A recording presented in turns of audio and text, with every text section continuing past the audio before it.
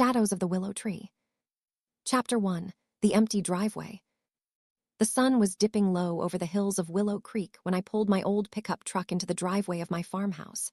I'd been away for a week, visiting my brother Elias in the mountains of Colorado, where the air was crisp and free of the stifling humidity that clung to our small town in Georgia like a bad memory.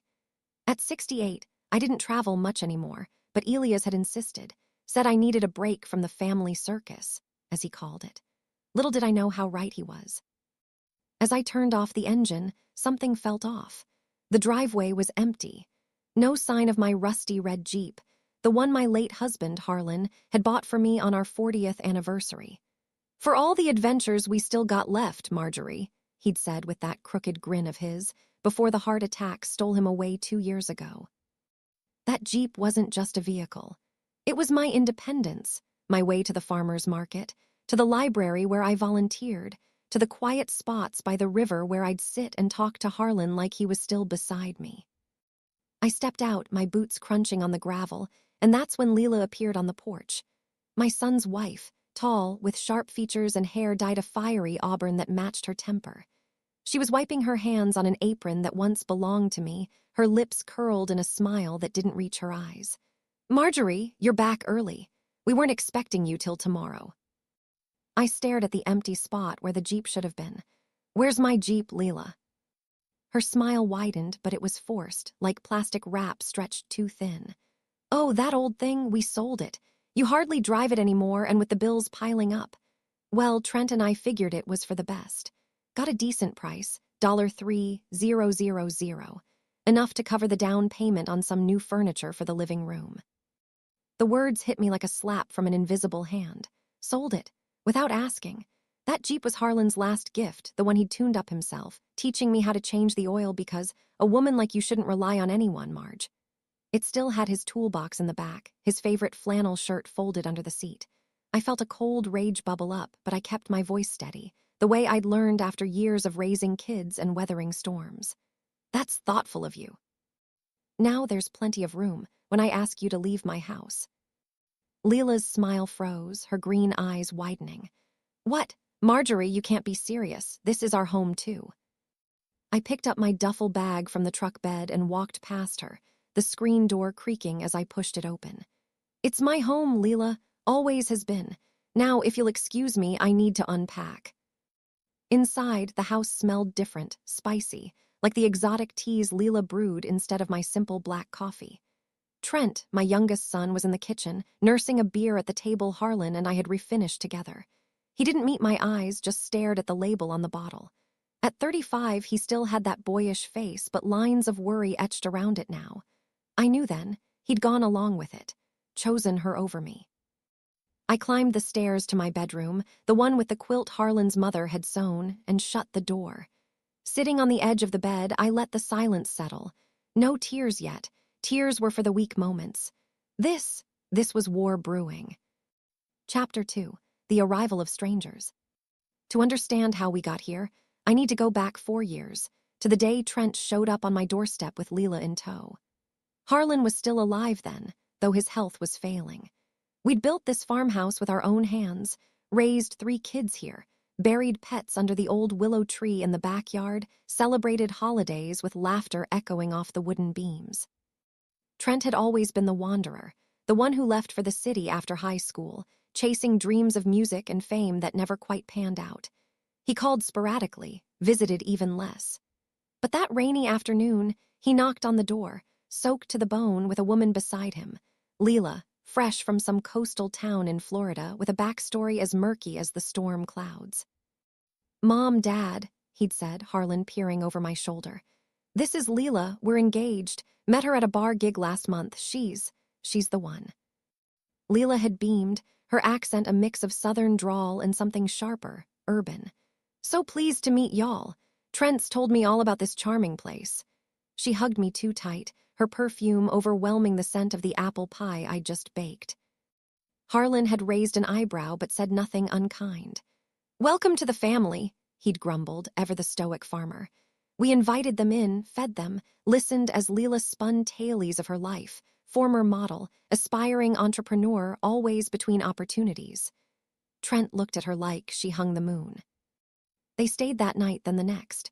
Just till we get on our feet, Trent promised. Harlan agreed because that's what family does, but weeks turned to months. Leela redecorated the guest room without asking, hung gaudy curtains, filled the fridge with organic kale and quinoa instead of our hearty stews. Harlan whispered to me one night, "She's got fire, Marge, but watch it doesn't burn the house down." Then Harlan passed. A quiet morning, out in the barn fixing the tractor. I found him there, tools still in hand. The funeral was small, the grief enormous. Trent and Leela moved into the master bedroom to help me adjust. I retreated to the smaller room upstairs, telling myself it was temporary. Chapter 3: Cracks in the Foundation. The changes started small. Leela complained about the outdated kitchen, convinced Trent to rip out the cabinets Harlan had built. They charged it to my credit card. "We'll pay you back, Mom." Debts mounted. Her online shopping sprees, his failed band investments. I worked part-time at the local diner to cover bills while they lounged, promising big breaks around the corner. I endured, cooked their meals, washed their laundry, smiled through it all. Mothers do that, sacrifice so their kids can thrive. But the Jeep was my line in the sand. It was freedom, a piece of Harlan. Selling it, that was theft of my soul. That night after the confrontation, I couldn't sleep. Downstairs, I heard whispers, Leela's sharp tones, Trent's muffled apologies. I crept to the study, the one room still mine, filled with Harlan's old ledgers and photos. Digging through drawers, I found the deed to the house. In my name only, Harlan had insisted, "For your security, love." A plan formed, but first I needed proof. Leela had mentioned debts. What debts? I waited till dawn, then slipped into their room while they slept. On her nightstand, a stack of papers, credit card statements, loan documents, all in my name, forged signatures, thousands owed. My blood boiled.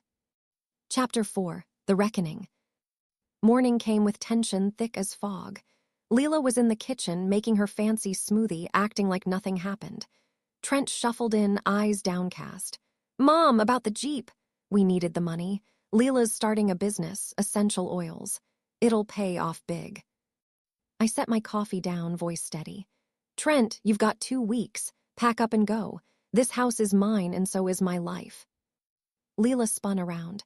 "You can't do that. We're family." "Family doesn't steal," I said, pulling out the forged papers. "These, forgery, I'll call the sheriff if I have to." Trent's face paled. "Mom, I didn't know." "You knew enough. The hurt cut deep, but so did the betrayal."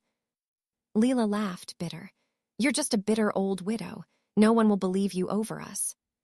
But Elias had warned me. I'd called him last night and he'd connected me with a lawyer friend. By noon, papers were served. Eviction notice, fraud report filed. Chapter 5: New Horizons. They left kicking and screaming, literally Leela hurling insults as Trent loaded their SUV, bought with my money, no doubt. The house felt empty again, but this time peaceful. I sold some land to pay off the debts, bought a new Jeep, shiny blue this time. Drove to the river, whispered to Harlan, "We won, love." Trent called months later, apologetic, divorced from Leela. We rebuilt slowly, visits, not invasions. I volunteered more, traveled with Elias. Life bloomed anew under the willow tree. In the end, silence isn't weakness. It's the calm before the storm that clears the air. And I was the storm they never saw coming. Shadows of home. Margaret had always prided herself on her independence. At 72, she still tended her garden every morning, the one she'd planted with her late husband, Robert, back when they first bought the cozy bungalow in Elmwood Heights. The house was more than bricks and mortar. It was a tapestry of memories. Robert's laughter echoing in the den, their daughter Sophia's first steps on the creaky wooden floors, holidays filled with the scent of cinnamon and pine. But after Robert passed from a sudden heart attack 5 years ago, the house felt emptier, like a shell echoing with ghosts. Sophia lived across the country now, busy with her own family, and Margaret's days blurred into quiet routines. Reading by the window, knitting scarves for no one in particular, and occasional visits from old friends. It started innocently enough, over a Sunday dinner. Margaret's son, Ethan, and his wife, Leela, had driven up from the city. Ethan, her only child left nearby, worked as a mechanic, but times were tough. Leela, a part-time receptionist with dreams of starting her own online boutique, leaned across the table, her manicured hand gently covering Margaret's wrinkled one. "Mom," Ethan said softly, his eyes avoiding hers as he poked at his mashed potatoes. "We hate to ask, but could we stay here just for a couple of months? We're hunting for a new place, but rent's skyrocketing, and with our salaries, scraping together a deposit is killing us. 2 months of saving here, and we'll be set." Margaret glanced at Ethan. He wasn't meeting her gaze, his fork idly shifting peas around his plate. 2 months, 60 days. The thought stirred something warm in her chest. Laughter in the halls again, footsteps other than her own creaking the stairs. Ethan's voice calling out "Mom," like he did as a boy. Perhaps even the pitter-patter of grandchildren someday. A spark to pull her from the bed each morning with purpose. "Of course, dear," she replied, her voice steady. "This is your home. It always has been." Leela squealed and enveloped Margaret in a hug that nearly toppled her from her chair. "Oh, Margaret, you're a lifesaver. We promise you won't even know we're here. We're tidy, quiet, total ghosts." 2 months, she said, but 2 stretched to 4 when Leela announced their dream apartment had fallen through to another tenant. "Just bad luck, Margaret," she sighed dramatically, flipping through housing apps on her phone. "Something better will pop up soon." 4 became 6 when Ethan got laid off from the garage due to cutbacks. "It's temporary, Mom," he assured her, rubbing his neck sheepishly. "I've got resumes out everywhere. Just need a bit more time to land on my feet." The 6-month mark came and went, then a full year, and still no packing boxes appeared. Margaret waited for the words. "We found a place, Mom. Thanks for everything," but they never materialized. Instead, subtle shifts crept in like ivy overtaking a fence. At first, it was minor. Leela rearranged the sitting room furniture for better flow, Margaret, more modern, you know. She swapped out the floral curtains in the kitchen for sleek blinds without a word. Her own set of sleek, minimalist plates arrived, relegating Margaret's cherished china. The set Robert had gifted her on their 10th anniversary, to the top shelf, far out of easy reach. Leela took over cooking, claiming it was to give you a break, Margaret. You've earned it after all these years. But the truth seeped through in her impatient glances when Margaret shuffled in for her morning tea. "Why don't you relax in your room? I'll bring it up to you." Your room. As if the kitchen, the heart of the home where Margaret had baked birthday cakes and simmered stews for decades, was no longer hers. Then the rules materialized, one by one, like unwelcome guests. "Margaret, could you keep the radio down in the mornings? Ethan pulls late shifts and needs his sleep. Maybe hold off on having friends over midweek, we're swamped with work. Just let us know if you're heading out so we don't fret." In her own house, seeking permission to host the bridge club she'd run with the same group since her 20s. But the deepest cut wasn't the edicts, it was Ethan. Her boy, once so open and affectionate, had faded into a shadow. He left at dawn, returned after dark. Attempts at conversation were intercepted by Leela.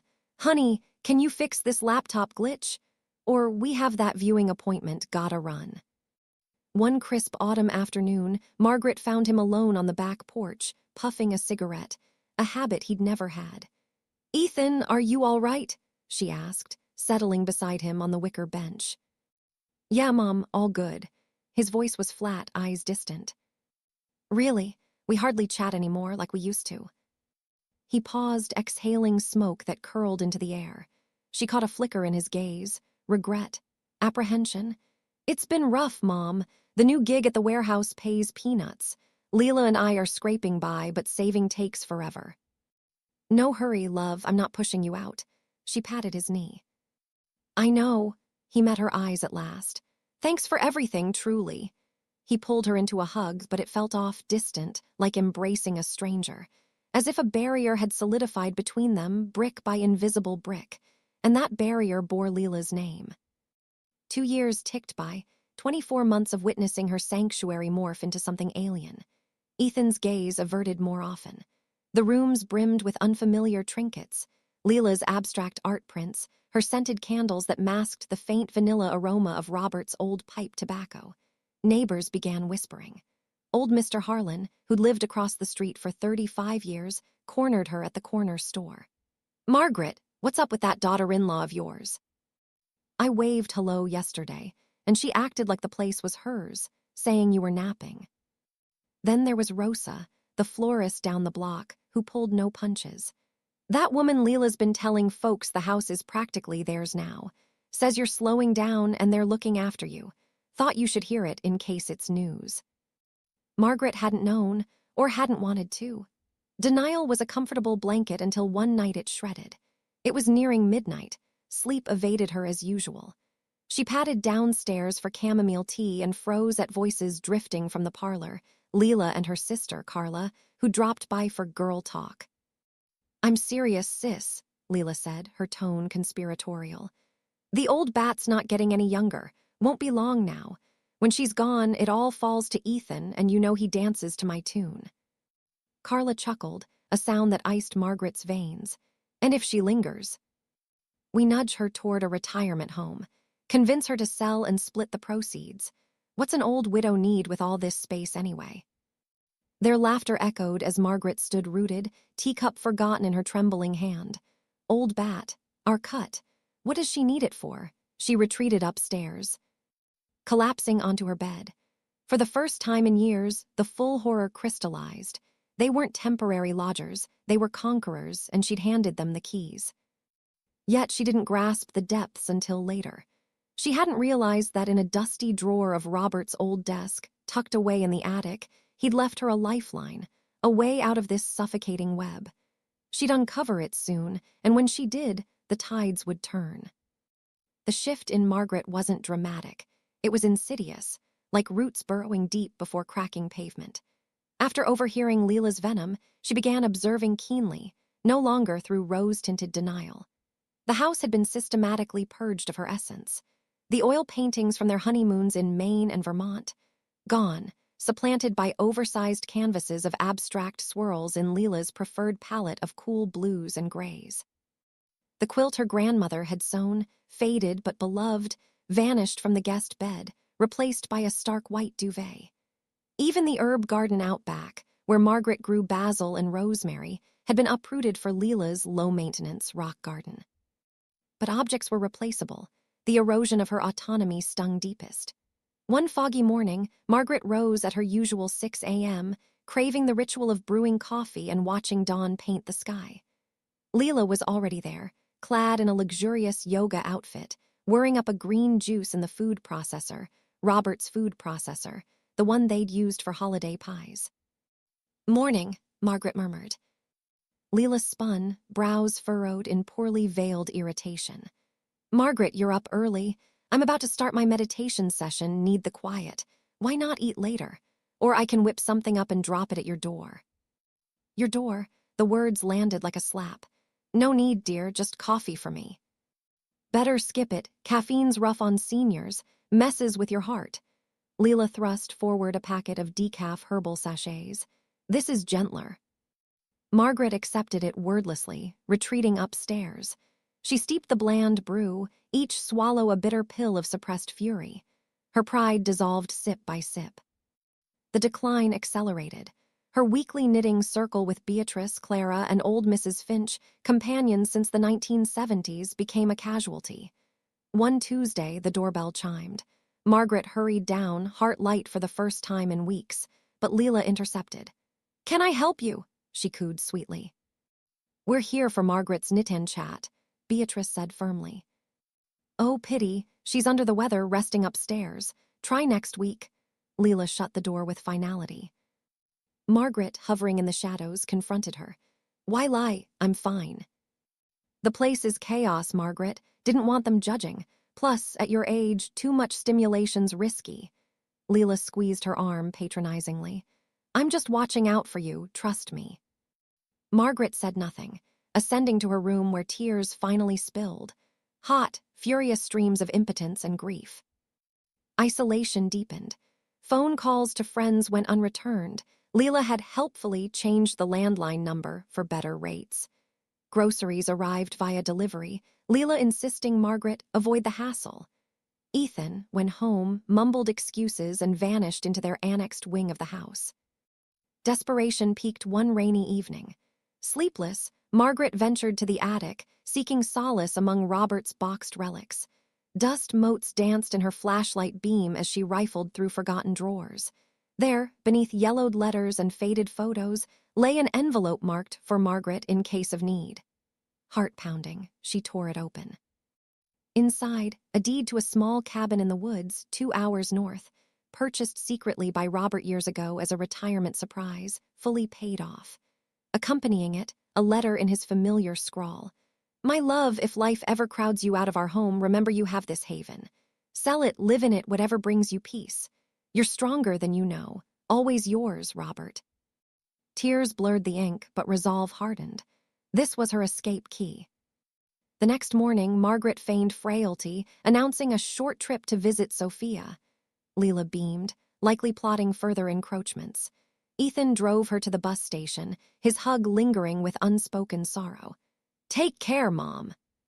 At the cabin, a quaint A-frame nestled by a lake, untouched since Robert's passing, Margaret breathed freely. She contacted a lawyer friend from her bridge days. The house deed was solely in her name. Robert had insured it. With evidence of Leela's manipulations, recorded neighbor testimonies, even a discreet audio of that fateful parlor chat she'd captured on her phone, Margaret filed for eviction. Weeks later, back home with legal papers in hand, she confronted them. This ends now. Pack up and leave. Leela blustered. You can't, we're family. Ethan, eyes downcast, nodded silently. She's right, Leela, we've overstayed. They departed amid protests, Leela hurling accusations of ingratitude. Margaret reclaimed her space, restored paintings, replanted geraniums, invited friends for triumphant teas. The house echoed with life again, her life. And in quiet moments, she whispered thanks to Robert, whose foresight had shattered the invisible walls. No longer a prisoner in her own home, Margaret bloomed anew, the cracks in her spirit mended stronger than before. Sophia felt the room spin around her as Harold's words hung in the air like a noose tightening around her neck. $90,000, he repeated, his voice booming with false generosity, as if he were bestowing a gift upon a beggar. That's more than fair for your share. You could buy a cozy little condo somewhere quiet, enjoy your golden years without all this hassle. The living room, once a sanctuary of warm memories, where Marcus had proposed to her on one knee with a simple gold ring, where they danced to old jazz records on rainy afternoons, where their son Ethan had taken his first wobbly steps, now felt like a courtroom.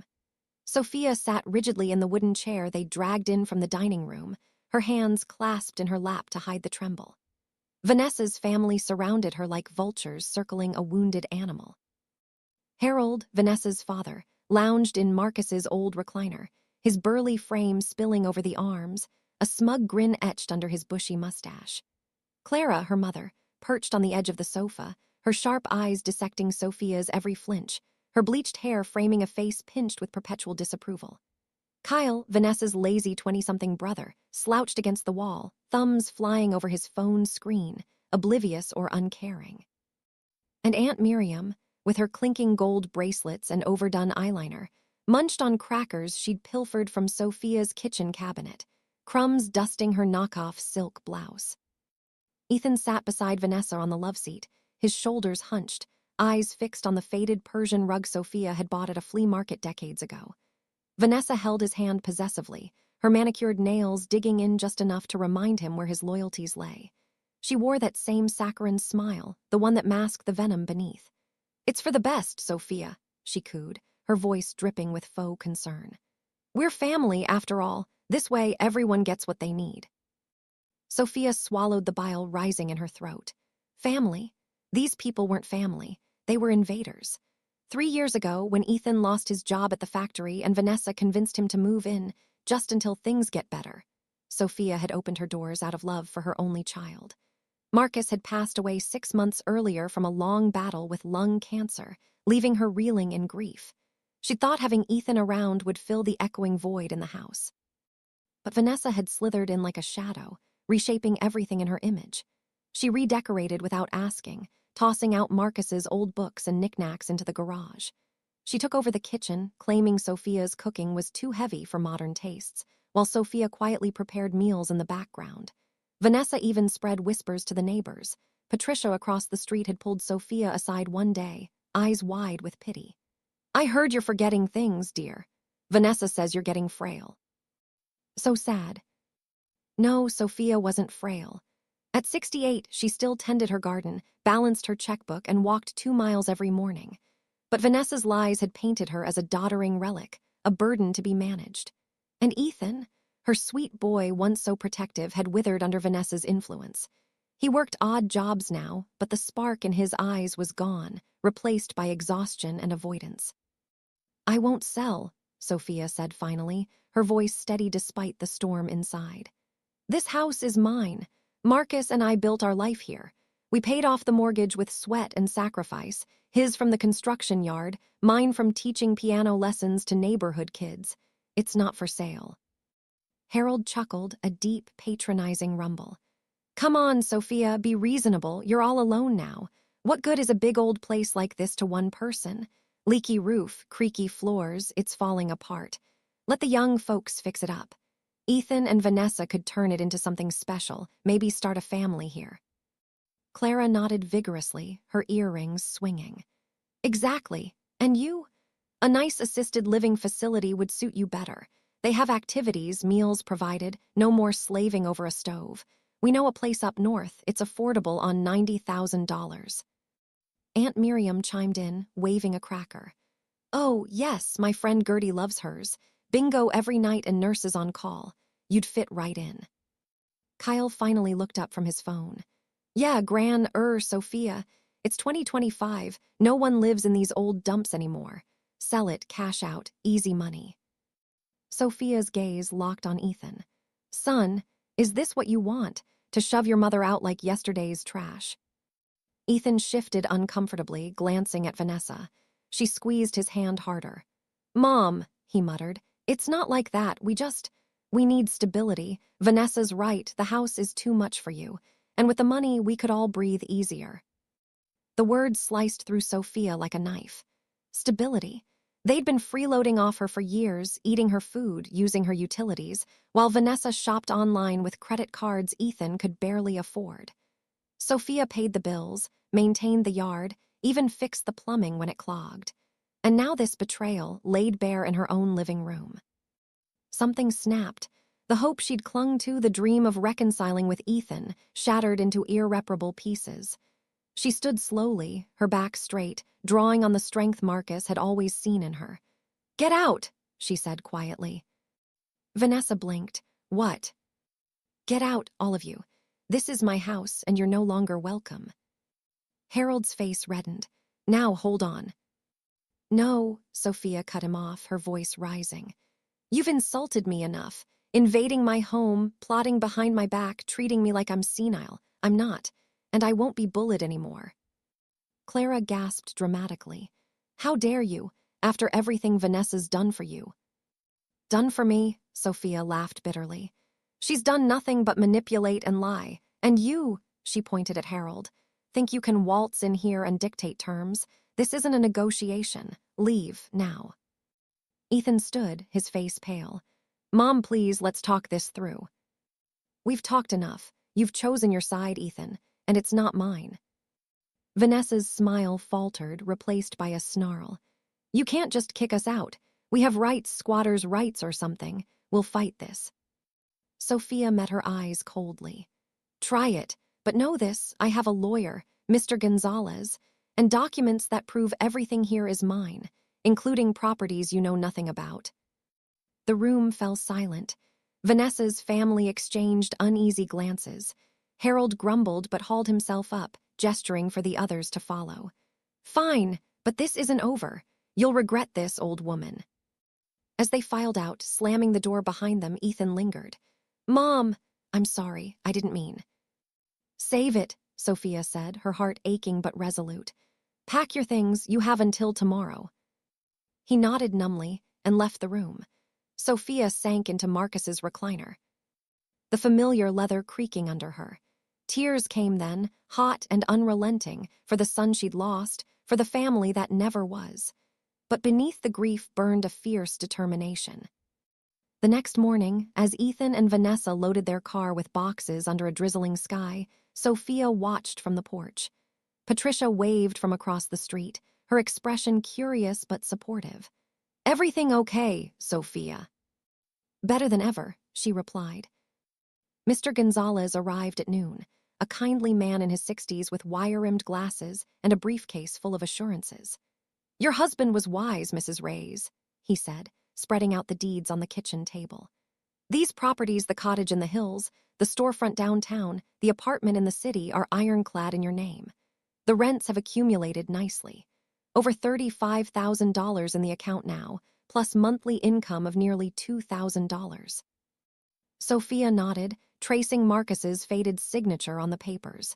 He'd foreseen this, hidden it all to protect her from Ethan's weakness, from opportunists like Vanessa. "What about evicting them legally?" "Already drafted the notice. If they contest, we'll win. But I doubt they will, they're bluffing." By evening, the house was empty again, echoing but peaceful. Sophia wandered the rooms, reclaiming them. She dusted Marcus's bookshelves, hung fresh curtains, even planted new roses in the garden. The silence wasn't oppressive anymore. It was liberating. Weeks turned to months. Sophia visited the properties Marcus had left her. The cottage renters, a young couple with a baby, invited her for tea. The storefront housed a quaint bookstore, its owner grateful for the stable lease. The apartment overlooked a bustling park, its tenants reliable. The income gave her security, but more than that, it gave her independence. Ethan called once, his voice tentative. "Mom, can we talk?" She hesitated. Maybe someday, but not yet. Vanessa's family faded into whispers, rumors from Patricia that they'd moved into a cramped rental, bickering constantly. Sophia didn't gloat, she pitied them, but she didn't forgive. On Marcus's birthday, she opened the wooden box again, rereading his letter. "You are a warrior, my love," he'd written. "Don't let them dim your light." She smiled, closing the lid. Outside, the sun set over her garden, painting the sky in hues of gold. For the first time in years, Sophia felt whole. Not small, not erased, but unbreakable. The house was hers, her life was hers, and no one would take that away again. Shadows of betrayal. In the quiet suburb of Willow Creek, where maple trees lined the streets and old Victorian houses whispered stories of bygone eras, lived Margaret Hayes. At 68, Margaret was a widow of 5 years, her husband Thomas having passed from a sudden heart attack. Thomas had been the steady anchor in her life, a hardworking engineer who left her with a modest but comfortable inheritance. Their family home worth nearly $350,000, a few rental properties in the city, and enough savings to live without worry. But grief had a way of hollowing out even the strongest souls, and Margaret had leaned heavily on her only daughter, Sophia, in those early days.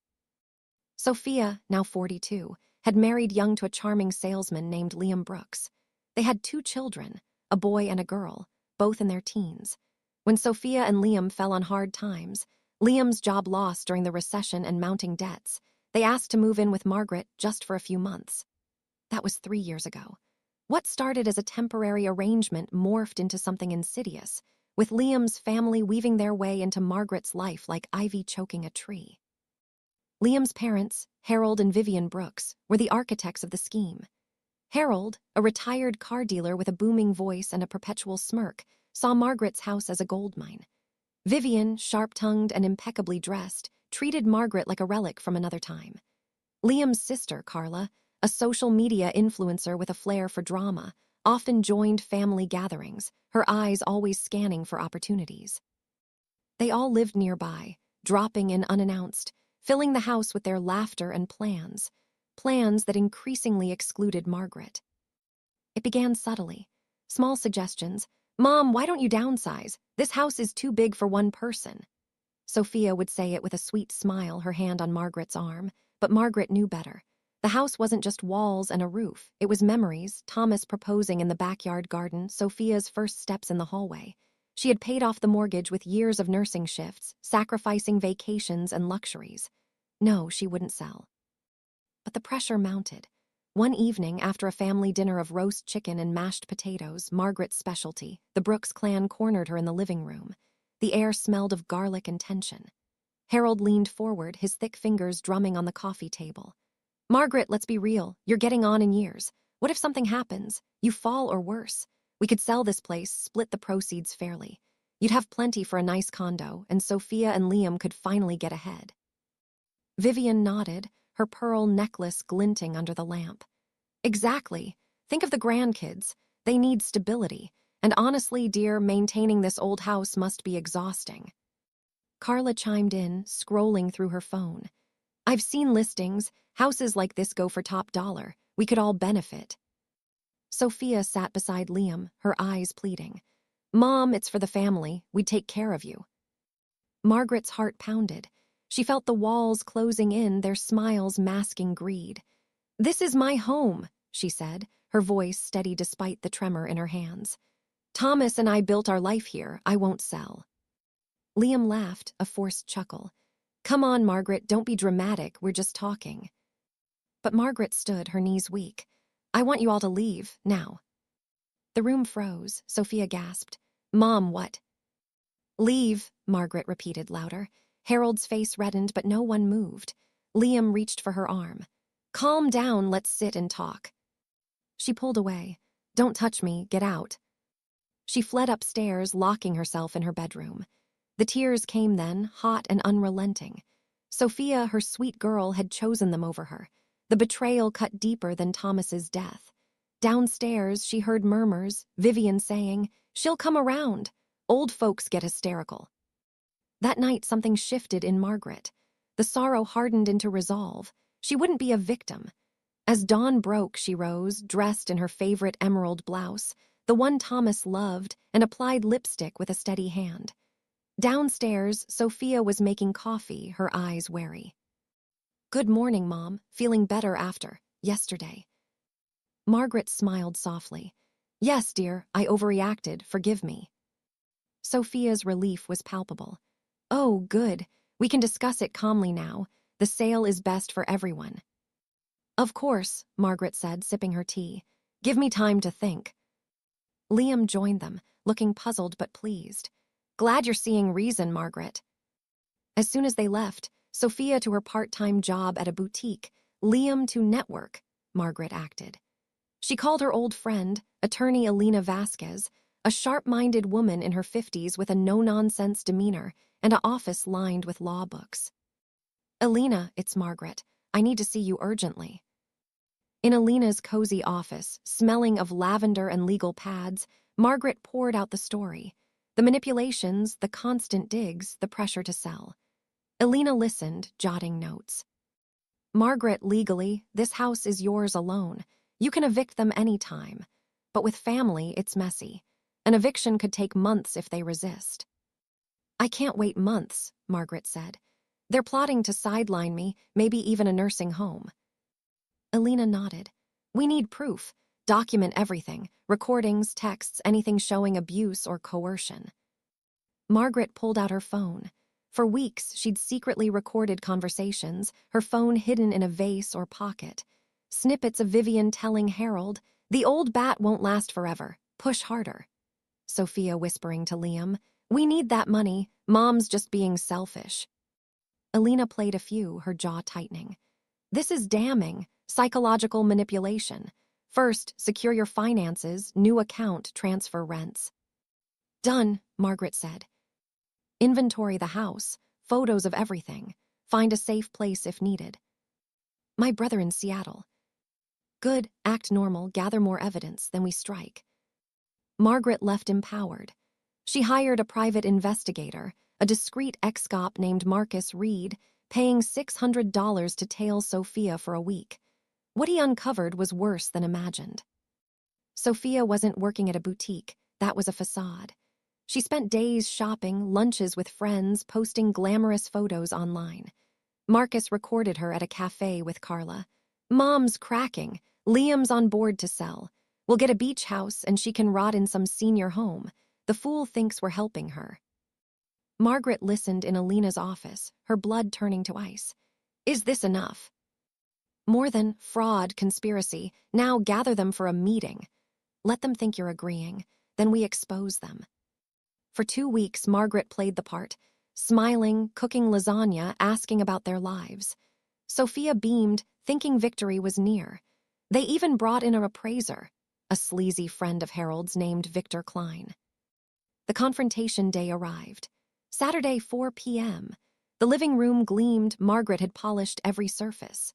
Sophia's family arrived. Harold in his loud Hawaiian shirt, Vivian with her judgmental glare, Carla snapping selfies. Victor Klein, briefcase in hand. Margaret's allies, her brother Tom from Seattle, sturdy and supportive, and Alina, poised in the corner. Sophia hugged Margaret. "Mom, this is Victor. He'll value the house, around $320,000. Exciting." Margaret nodded calmly. Everyone sat. Victor droned. "Market's hot.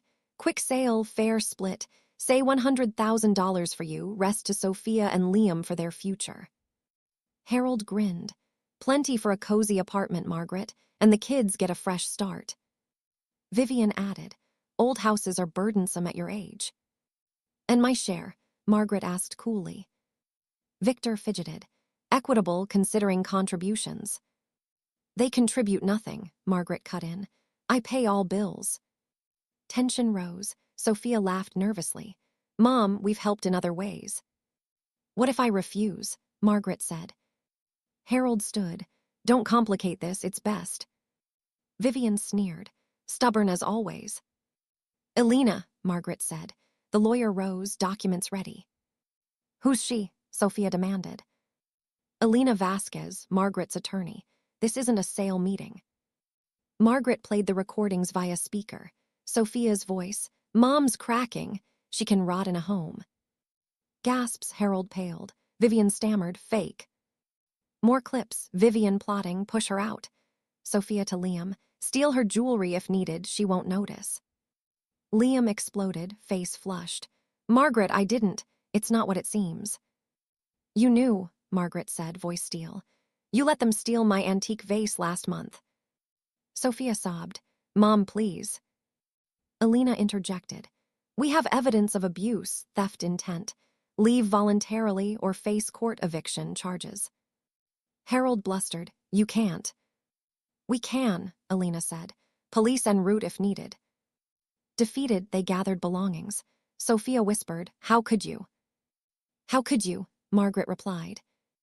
As they left, Tom hugged her. "You did it." The house empty, Margaret stood tall. She changed the locks, donated to a widow's fund, and hosted Tom for weeks. Sophia tried reconciling, but Margaret set boundaries, therapy first. Years later, Margaret thrived, gardening, volunteering, traveling. The betrayal scarred, but it forged her unbreakable.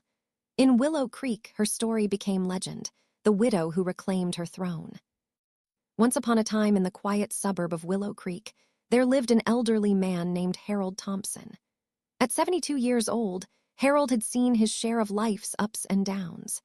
He was a retired mechanic, a widower for the past 5 years since his beloved wife, Margaret, passed away from a long battle with cancer. Their modest 2-story home on Elm Street was more than just a house. It was a repository of memories, faded photos on the walls, Margaret's hand-knitted Afghans draped over the armchairs, and the old garage where Harold had tinkered with cars for decades. The deed was in his name alone, a decision he and Margaret had made years ago to ensure stability after his retirement. Harold's only child was his daughter, Sophia, now 38. Sophia had married young, to a charming but ambitious real estate agent named Marcus. They had 2 children, a rambunctious 10-year-old boy named Liam and a sweet 7-year-old girl named Ella. 4 years ago, when Sophia lost her job as a teacher due to budget cuts, she and Marcus had asked to move in with Harold temporarily to get back on their feet. Harold, ever the doting father, had agreed without hesitation. What started as a short-term arrangement stretched into years, and slowly, the dynamics shifted in ways Harold never anticipated. At first, it was subtle. Marcus would casually mention how the house was too big for one old man and suggest Harold downsize to a senior living community. "Think about it, Dad," Marcus would say with a slick smile, clapping Harold on the back. "No more yard work, meals prepared for you, it's like a vacation." Sophia, who had always been Daddy's little girl, began echoing her husband's sentiments. "We're just worried about you, Dad. What if you fall? And the kids need more space to play." Harold brushed it off, attributing it to concern. But then came the little invasions. Marcus rearranged the garage to park his shiny SUV, tossing out Harold's old tools without asking. Sophia started using Harold's savings for family expenses, like new clothes for the kids or dinners out, always promising to pay it back. One evening, Harold overheard a conversation that shattered his illusions. He was in the kitchen, pouring himself a cup of tea, when Sophia and Marcus's voices drifted from the living room. "The old man's stubborn," Marcus whispered harshly.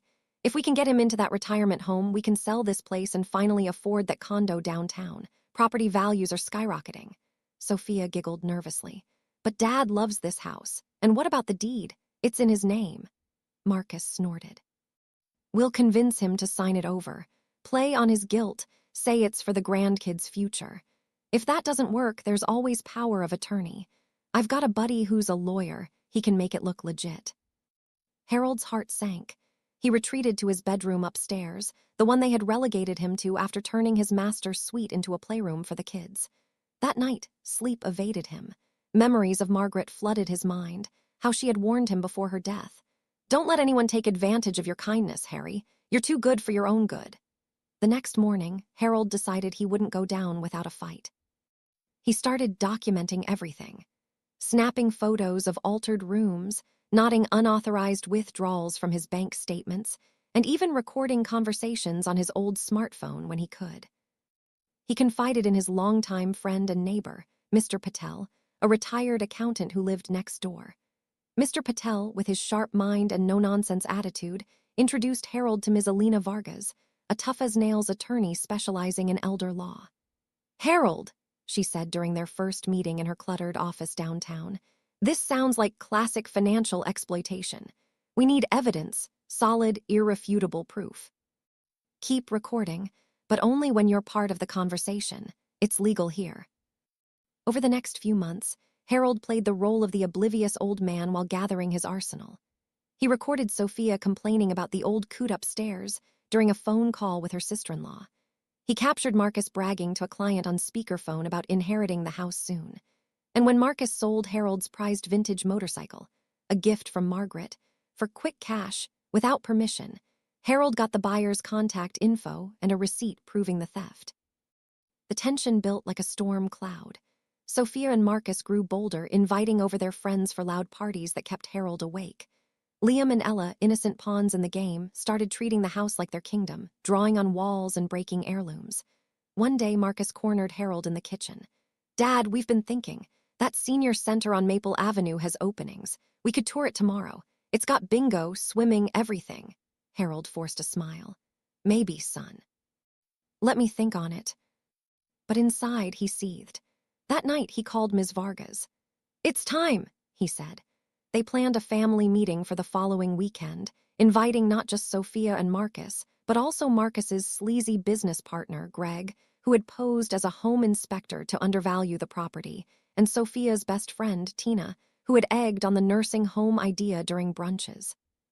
The day arrived crisp and sunny, but the atmosphere inside the house was electric with unease.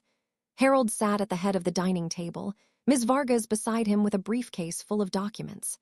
Sophia and Marcus entered, puzzled, with Liam and Ella in tow. Greg and Tina arrived shortly after, exchanging confused glances. "What's this about, Dad?" Sophia asked, her voice laced with false sweetness as she poured coffee. Harold took a deep breath. "Family matters. Sit down, everyone." Once seated, Harold nodded to Ms. Vargas. She opened her briefcase and began. "Ladies and gentlemen, Mr. Thompson has brought me here today because of serious allegations of manipulation, theft, and fraud." The room went silent. Marcus laughed nervously. "What? This is ridiculous. Dad, are you feeling okay?" Harold met his gaze steadily. "I'm feeling clearer than I have in years." He pressed play on his phone, and the recordings filled the air. Sophia's venomous words, Marcus's scheming plots, Greg's fake appraisal, Tina's mocking suggestions. Sophia's face drained of color. "Dad, you recorded us. That's illegal." Ms. Vargas shook her head. "Not in this state, not when Mr. Thompson was present, and these recordings were made with his full knowledge." Marcus stood red-faced. "This is a setup. We were just joking right off." But Sophia burst into tears. not of regret, but fury. You tricked us, you old fool. After all we've done for you, cooking, cleaning, putting up with your stories. Harold's voice was calm but firm. What you've done is try to steal my home, sell my belongings, and ship me off like unwanted baggage. Greg, impersonating an inspector is fraud. Tina. You conspired in it all. Greg stammered, gathering his papers. I didn't know. Sit down, Ms. Vargas commanded. We have witnesses and evidence. The police can get involved if needed. Liam and Ella, sensing the tension, started whimpering. Sophia pulled them close, glaring at Harold. You're breaking up our family. No, Harold replied softly. You did that when you chose greed over love. He turned to Marcus. I heard you laughing about the old coot. I saw you sell my motorcycle. You had chances to stop this, to be the family I raised Sophia to value. Marcus hung his head, unable to respond. Sophia's tears turned to sobs of rage. We have debts, Dad. The kids need a better life. Then work for it, Harold said coldly, like I did my whole life. Ms. Vargas laid out the deeds. This house is solely in Mr. Thompson's name. No liens, no co-owners. You have 30 days to vacate or we pursue legal action. With all this evidence, you won't win. The room erupted. Tina bolted for the door, muttering excuses. Greg slunk out, pale as a ghost. Marcus tried to protest, but Sophia dragged him away, screaming obscenities. The kids trailed behind, confused and scared. In the aftermath, Harold felt a mix of triumph and sorrow. The house echoed with emptiness as Sophia and Marcus packed angrily over the next weeks. Fights echoed through the walls, blame tossed like grenades. This is your fault for pushing too hard, Marcus yelled one night. You're the one who wanted the fancy life, Sophia shot back. Harold documented it all, just in case. Mr. Patel stopped by daily for support, bringing tea and wisdom. You're reclaiming your peace, Harold. That's bravery. On the 25th day, Sophia's mother, Harold's ex-wife's sister Aunt Clara, visited unannounced. She sat with Harold in the garden, her face etched with regret. I believed Sophia when she said you agreed to everything. I'm sorry, Harold. We've spoiled her rotten, always wanting more. Now her marriage is crumbling, and it's opened my eyes. Harold nodded. Pain teaches us, Clara. Take care of those grandkids. Finally, moving day came. Trucks rumbled up, loaded with boxes. Sophia left without a word, her eyes burning with hatred. Marcus lingered at the door. Dad, Sorry, I got caught up in it all. Harold sighed. Sorry doesn't fix betrayal, son, but maybe time will. As the truck pulled away, Harold closed the door and breathed deeply. The silence was golden. In the months that followed, Harold rediscovered himself. He cleaned the house top to bottom, restoring Margaret's touches. He joined a woodworking class at the community center, crafting birdhouses and toys. Sundays became fishing trips with Mr. Patel. He even adopted a rescue dog, a scruffy terrier named Buddy, who filled the home with joyful barks. One crisp autumn day, Harold tracked down the buyer of his motorcycle, a young enthusiast in the next town. It's got sentimental value, he explained. For $3,000 more than Marcus got, he bought it back, roaring home with the wind in his hair, feeling alive. 8 months later, a tentative knock sounded. It was Marcus, alone, looking gaunt and humbled. Dad, can we talk? Over coffee, Marcus confessed. Sophia and I divorced. Living in her aunt's cramped apartment was torture. She blamed me, I blamed her. I realized how toxic it was, how I let her drag me down. Harold listened, his heart softening but guarded. And the kids? They're with Sophia, but I see them weekends. I'm in a small apartment now, working a steady job, not real estate anymore. Too cutthroat. Why come now? Harold asked. To apologize properly. I failed you, Dad. I want to make amends if you'll let me. It wasn't easy. Harold set boundaries. Visits only, no overnights, no money talk. Slowly, they rebuilt. Marcus brought the grandkids over for picnics, teaching Liam to fish. Ella drew pictures for Harold's fridge. Sophia stayed away, bitter and distant, but rumors said she was working retail, learning humility the hard way. A year on, Harold sat in his garage, polishing his motorcycle, Buddy at his feet. The house buzzed with life again, friends, laughter, purpose. He thought of Margaret and whispered, "We did it, love, I'm free." In the end, Harold learned that family isn't just blood, it's respect. And reclaiming your life, no matter your age, is the greatest victory of all.